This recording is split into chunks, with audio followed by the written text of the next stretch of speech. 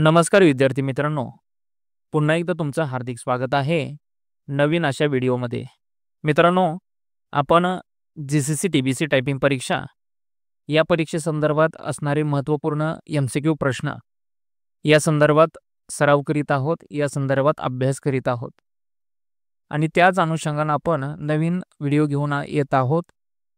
या व्हिडिओमधील पहिलाच प्रश्न आहे, इंटरनेटचा वापर कशासाठी केला जातो? Reading newspaper, searching, downloading. तर बिलकुल आपण या तीनही गोष्टींसाठी इंटरनेटचा वापर करतो. म्हणजेच कोणता ऑप्शन बरोबर आहे? ऑल ऑफ दिस.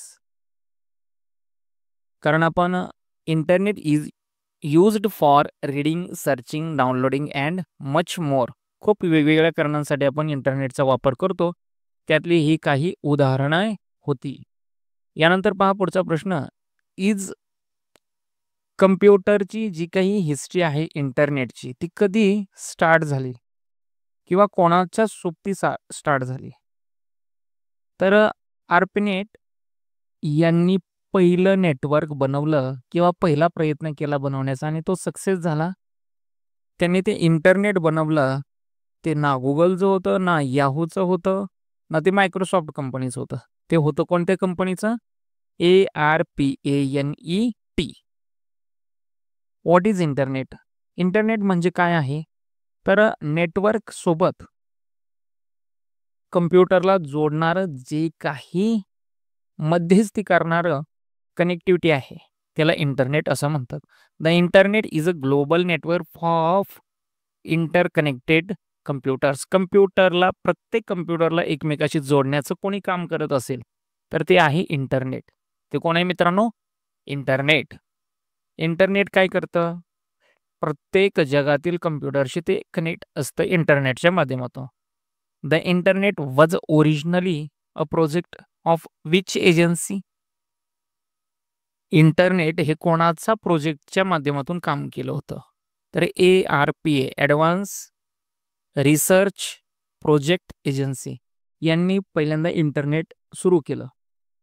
यांनी ते क्रिएट केलं आणि ते सुरूही केलं. ARPANETने सुरू केलं आणि ARPA advance research project agency यांनी सुरू केलं. The files which are send along with mail is called as a attachment. Email सोबत किंवा मेल सोबत आपण जी काही फाईल सेंड करत असतो, जी काही फाईल पाठवत असतो, त्या फाईलला काय म्हणतात? अटॅचमेंट. मग ती काही असू शकते. ती तुमची PDF असू शकते, ती व्हिडिओ असू शकते, ती इमेज असू शकते, ती एक्सेलची फाईल असेल, ती वर्डची फाईल असेल, ती काहीही असू शकते मित्रांनो. मात्र जी काही पाठवली जाते त्याला अटॅचमेंट असं म्हणतात. Dash dash is option to change margins. Margin change करण्यासाठी आपण वर्डमध्ये काय वापरतो? तर पेज लेआउट. आपण पेज लेआउट या ऑप्शनच्या माध्यमातून पेजची मार्जिन चेंज करू शकतो, बदलू शकतो वेगवेगळ्या पद्धतीनं. मग कोणकोणत्या मार्जिन आहेत? टॉप मार्जिन असेल, लेफ्ट मार्जिन असेल, राईट मार्जिन असेल किंवा बॉटम मार्जिन असेल. त्यानंतर पहा पुढचा प्रश्न. We can increase the size of first character in paragraph. पॅरेग्राफची जी काही पहिली अक्षर आहे याची साईज जर मोठी असेल तर त्याला काय म्हणतात? Drop cap. जसं आपण पहा एखाद्या पुस्तकाचा अभ्यास करतो त्यामध्ये पहिलीच अक्षर खूप मोठं असतं, भलं मोठं असतं. जसं की आम्ही सर्वजण शाळेत गेलो, यामधील पहिलं अक्षर जे आहे ते मोठं असतं. याला काय म्हणतात? याला ड्रॉप कॅप असं म्हणत असतात.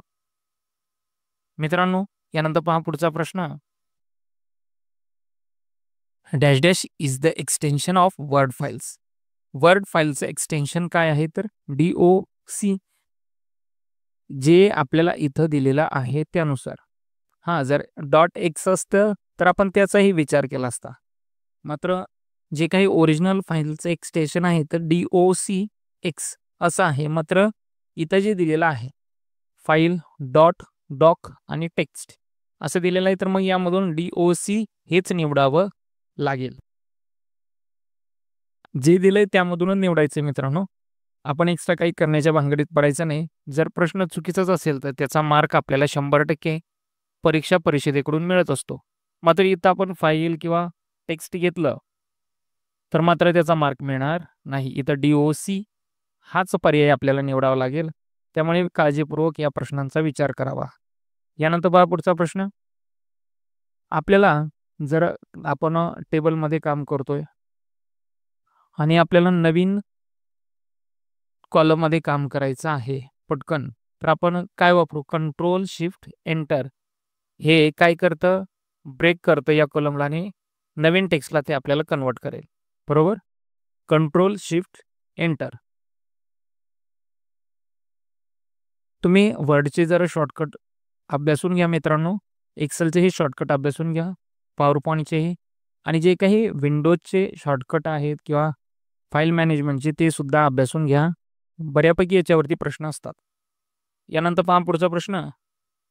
आपल्याला टोटल डॉक्युमेंट सिलेक्ट करून त्यातील सगळा मॅटर डिलीट करायचा आहे. Select the whole matter to delete and press.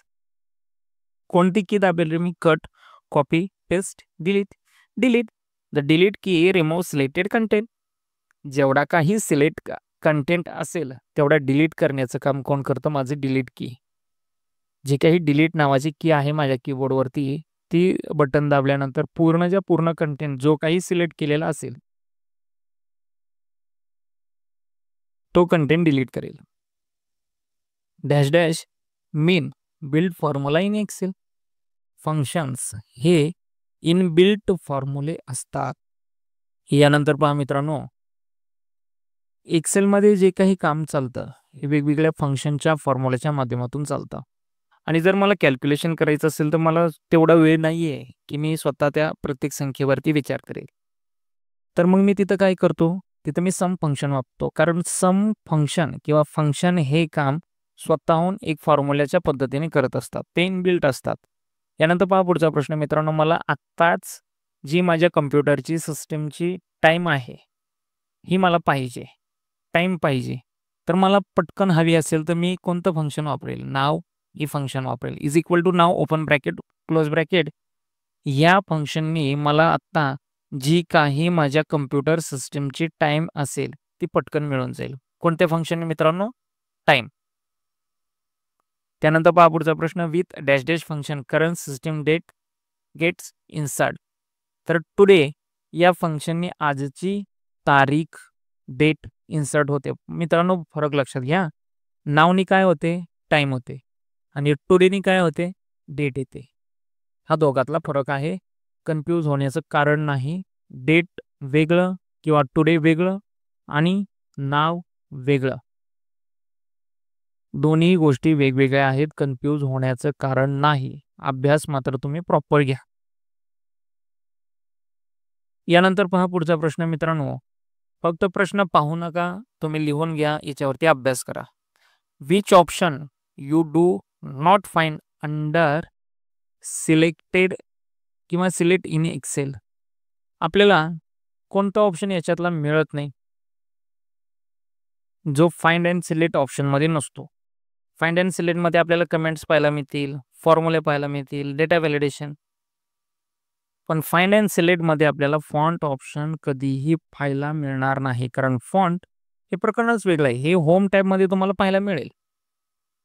Which function display system date in text format in Excel. एक्सेलमध्ये टुडे हा काय करतो? सिस्टीमची डेट मला पाहायला मिळेल. तोच प्रश्न आहे, फक्त वेगळ्या अँगलने दिलेला आहे. त्यानंतर पहा पुढचा प्रश्न. Real time option in under dash dash triple in power point. तर स्लाइड शोमध्ये माझी जी काही स्लाइड शो आहे ती माझा टाईम जो स्लाइड शोचा आहे तो वाढवू शकतो मी. म्हणजे जी स्लाइड शो माझा 5 सेकंद असेल, 8 सेकंद, तो वाढवू शकतो, वाढवता येतो. त्याला काही फार विशेष प्रयत्न करण्याची गरज नाही.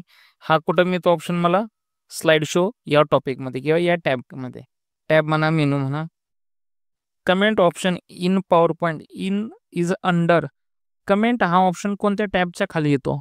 तर रिव्ह्यू जो काही आपला टॅब आहे, व्ह्यू किंवा रिव्ह्यू, या रिव्ह्यू टॅबच्या अंतर्गत मला कमेंट हा ऑप्शन पाहायला मिळत असतो. रिव्ह्यू या टॅबच्या अंतर्गतच कमेंट पाहायला मिळते. प्रश्न असा येतो कधी कधी, कमेंट कुठं असते? कमेंट रिव्ह्यूमध्ये असते. प्रश्न येतो रिव्ह्यूमध्ये कोण येतं? कमेंट येते. प्रश्न कसाही फिरवून आला ना मित्रांनो, आपण मात्र आपल्या पद्धतीने तयार असलं पाहिजे, कारण प्रश्न खूप फिरवून फिरवून विचारले जाऊ शकतात. यानंतर पहा पुढचा प्रश्न, फाईल मेनू ही पॉवर पॉईंटच्या माध्यमातून काय काय करते, किंवा फाईल मेनूच्या माध्यमातून पॉवर पॉईंटमध्ये काय काय करता येतं. Open, save, print. जेवढे काही माझं डॉक्युमेंट असेल ते ओपन करता येतं, ते सेव्ह करता येतं, ते प्रिंट देखील करता येतं. मी कोणत्या माध्यमातून म्हटलं, मी फाईलच्या माध्यमातून म्हटलं. मी डॉक्युमेंट ओपनही करू शकतो, सेव्हही करू शकतो, प्रिंटही करू शकतो. File fill colour is under dash dash tab. Home मेनूमधून मी कलर फिल करू शकतो. कलर जो काही फिल करायचा असेल हा मी होम मेनूच्या माध्यमातून करू शकतो. त्याच्यानंतर मी जर शेप घेतला तर मी फॉर्मॅटच्या माध्यमातून करू शकतो. मात्र टेक्स्टच्या बाबतीत आपण सध्या काम करतोय, तर टेक्स्टच्या बाबतीत होम मेनूच्या माध्यमातून मी कलर फिल करू शकतो. मला काहीही प्रॉब्लेम नाही. यानंतर पहा पुढचा प्रश्न मित्रांनो. प्रश्न तुम्ही लिहून घ्या आणि शक्यतो जेवढा शक्य आहे तेवढा अभ्यास करण्याचा प्रयत्न करा, जेवढे करून कुठेही काहीही प्रॉब्लेम येणार नाही. जेवढं शक्य आहे तेवढा अभ्यास करा. यानंतर पहा पुढचा प्रश्न मित्रांनो. मला हाईड ऑप्शन कुठे पाहायला मिळतो. एखादं स्लाइड शो सुरू आहे माझा पॉवर पॉईंटमध्ये, प्रेझेंटेशनमध्ये. त्यामध्ये मला एखादी स्लाइडच नको आहे माझ्या पॉवर पॉईंट प्रेझेंटेशनमध्ये, तर मला हाईड करायची आहे. तर हाईड करण्यासाठी कोणत्या ऑप्शनचा वापर करावा लागेल, तर स्लाइड शो, जो की मला स्लाइड शो या टॅबखाली हाईड स्लाइड किंवा स्लाइडला हाईड करायला मदत करेल, तो ऑप्शन देऊ शकेल. काही वेळेला प्रश्न असतो की हाईड स्लाइड कुठं असतो, स्लाइड शोमध्ये, किंवा स्लाइड शोच्या अंतर्गत कोणता ऑप्शन असतो, hide slide. Dash dash is the short form of web log. तर मित्रांनो पहा, वेब ब्लॉगचा जो काही शॉर्ट फॉर्म आहे, ज्याला आपण आजकाल ब्लॉग असं म्हणतो. अनेक लोक ब्लॉग करतात, ब्लॉगिंग करतात, त्यांचा कंटेंट वेबसाईटवरती पोस्ट करत असतात. तर वेब लॉगचा शॉर्ट फॉर्म आहे तो ब्लॉग या नावाने प्रसिद्ध केलेला. याच्यात फार काही फरक नाही. वेब ब्लॉगचा तो एक शॉर्ट फॉर्म आहे ब्लॉग. काही वेळेला विचारलं जातं ब्लॉग म्हणजे काय, तर वेब ब्लॉग. ट्रू अँड फॉल्समध्ये सुद्धा हा प्रश्न विचारला जाऊ शकतो.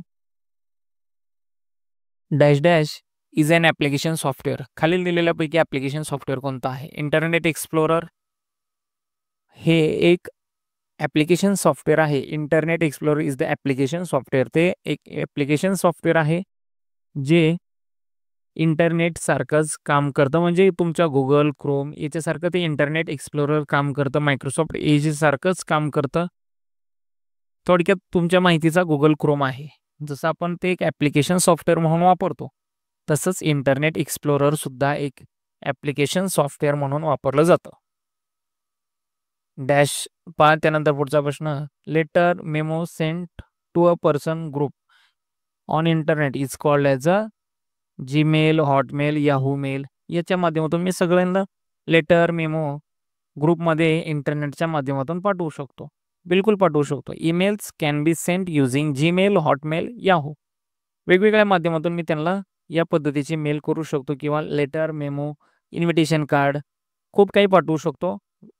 यानंतर पहा पुढचा प्रश्न आहे. Dash dash is standard internet protocol. तर TCP is the standard internet communication protocol. याला काय म्हटलं जातं, स्टँडर्ड इंटरनेट कम्युनिकेशन प्रोटोकॉल. तो एक प्रोटोकॉल आहे TCP. जसं की FTTP हा पण एक फाईल ट्रान्सफर प्रोटोकॉल आहे. HTTP हा पण एक प्रोटोकॉल आहे. खूप सारे प्रोटोकॉल आहेत, कारण इंटरनेटच्या जमान्यामध्ये अनेक प्रोटोकॉल आहेत, ते फॉलो करावे लागतात. Dash dash is a search engine. World wide web, HTTP, HTML किंवा गोफर हे यापैकी सर्च इंजिन कोणतं आहे, तर गोफर हे सर्च इंजिन आहे. Gopher was an early internet search engine. Search engine विचारलं त्यांनी, बरोबर. वेबसाईट विचारली नाही, ती कशी बनते तेही विचारलं नाही, सर्च इंजिन विचारलं, जसं की गुगल आहे.